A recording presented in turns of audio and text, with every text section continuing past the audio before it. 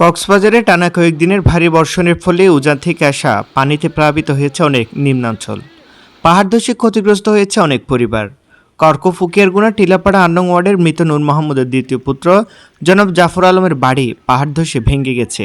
তার পরিবারের ৩ মেয়ে সহ ৫ জন সদস্য গুরুতর আহত হয়েছেন। বর্তমানে তারা রাম উপজেলা স্বাস্থ্য কমপ্লেক্সে চিকিৎসাধীন রয়েছেন।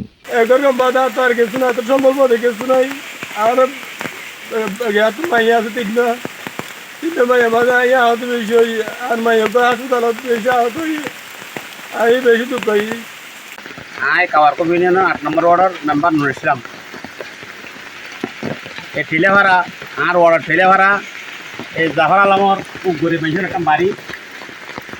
আজিয়া রাতিয়া সার ভাঙি আইনে এই জাফর আলমর পরিবারের পঞ্চম দেখুন গারোর ভরি ভাই কেবল আল্লাহ রকম একজন আহত হইয়ে এটা মেডিকেল তো বাইরে গেছে মানুষ আইনে এখন ঘর এখন নিশ্চয় গিয়ে এটা চিন্তা করতে নাই মানে কি হয় সার গোড়া ভাঙিয়ে নাই কারো কারোর হয়েছে সম্বল বলতে শুধু বাড়িতে ছিল পুলিশের সম্বলটুকু আজকে ছাত্রদের সামনে দিয়ে গিয়েছে।